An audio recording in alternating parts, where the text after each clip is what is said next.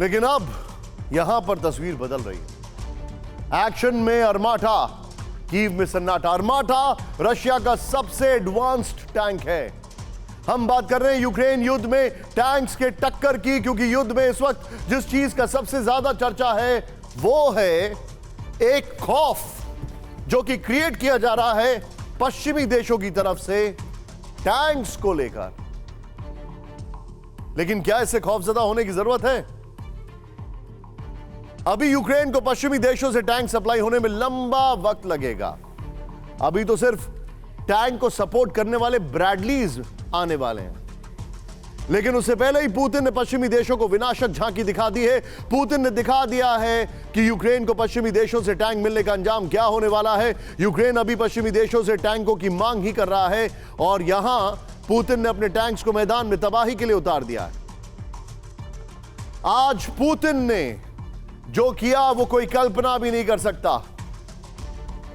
क्यों? क्योंकि पुतिन ने अपने best of the best tanks war zone में खड़े कर दिए और सीधे फैक्ट्री से निकालकर जंग के मैदान में झोंक दिए। आज पुतिन ने अपने T-14 टैंक अर्माटा और T-80 BVM टैंक की ताकत पश्चिमी देशों को दिखाई। ये दोनों टैंक रूस के घातक टैंक्स में से एक हैं। प्ले ऑन करें इसको। यहां पर सेंट्रल मिलिट्री डिस्ट्रिक्ट्स में युद्धाभ्यास के दौरान विध्वंसक T-80 BVM टैंक ने जमकर गोले बरसाए तो स्पेशल मिलिट्री जोन में अर्माटा ने अपनी ताकत दिखाई। यूक्रेन अभी लेपर्ड, चैलेंजर और एब्राम्स टैंक का इंतजार कर रहा है। यहां पुतिन ने अपने टैंकों का ट्रेलर दिखाना शुरू कर दिया है।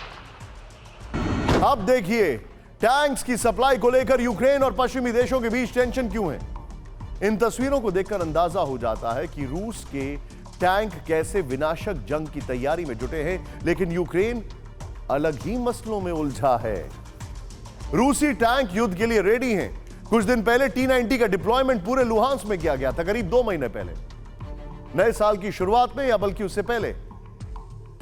अब जरा यहां पर देखिए, जूम इन करिए। कीव को टैंक मिलना आसान नहीं, वॉल स्ट्रीट जर्नल ने कहा। वॉल स्ट्रीट जर्नल ने कहा है कि कीव को आसान नहीं है टैंक मिलना।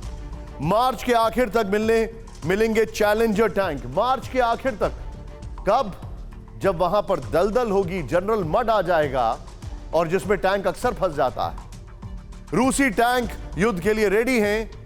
23 के अंत तक लेपर्ड सप्लाई होगी। 23 के अंत तक राइनमेटल ने कहा 23 के अंत तक इनकी सप्लाई होगी।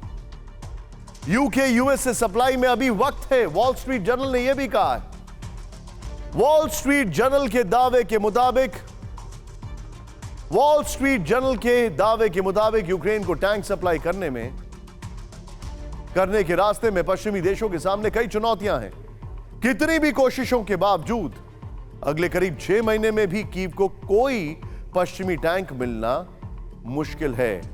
बस पुतिन इस बात का फायदा उठाकर कुछ बड़ा करने वाले हैं।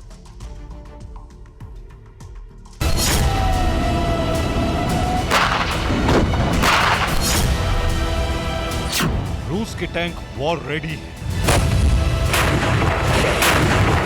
T-80 BVM तबाही को तैयार। T-14 अर्माटा ने दिखाया दम।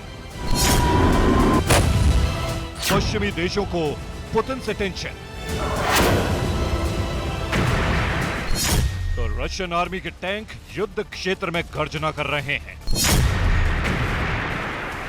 T-80 BVM central military district में युद्धाभ्यास के दौरान गोले बरसा रहा है, तो T-14 अर्माटा स्पेशल मिलिट्री जोन में तबाही मचा रहा है। लुहांस्क में रूस के घातक T-90 टैंक पश्चिमी देशों के टैंकों से लोहा लेने को तैयार है। इन तस्वीरों ने यूक्रेन के साथ पश्चिमी देशों को खतरनाक संदेश दिया है, क्योंकि वॉल स्ट्रीट जर्नल के दावे को माने तो टैंक युद्ध यूक्रेन के लिए नई टेंशन खड़ी करने वाला है। दावे के मुताबिक कई नाटो देशों के पास यूक्रेन को सप्लाई करने के लिए टैंक ही नहीं है। जर्मनी पर प्रेशर बनाने के लिए फिनलैंड के पास सिर्फ कुछ ही टैंक बचे हैं। नाटो देशों के पास करीब 2000 लेपर्ड 2 टैंक्स हैं। जर्मनी और पोलैंड ने ही कीव को 14 टैंक देने की बात कही है। नीदरलैंड और डेनमार्क कीव को टैंक नहीं देंगे, बल्कि जर्मनी की आर्थिक मदद करेंगे। ब्रिटेन मार्च के आखिर तक कीव को 14 चैलेंजर 2 टैंक देगा। यूएस कीव को 31 अब्राम टैंक्स देगा, जिन्हें पहुंचने में 2 साल का वक्त लग सकता है। इसके अलावा जर्मनी की डिफेंस मैन्युफैक्चरिंग कंपनी राइन मेटल भी साल 2023 के आखिर तक लेपर्ड 1 टैंक की सप्लाई कर सकेगी। गौर करने वाली बात यह है कि टैंक सप्लाई को लेकर यूक्रेन अभी पश्चिमी देशों के साथ मंथन ही कर रहा है। दूसरी तरफ पुतिन ने अपने टैंकों की ताकत दिखाने के साथ साथ यूक्रेन के कई इलाकों पर रॉकेट, मिसाइल और ड्रोन से एक साथ हमले कर आने वाले दिनों के विनाश का सायरन बजा दिया है।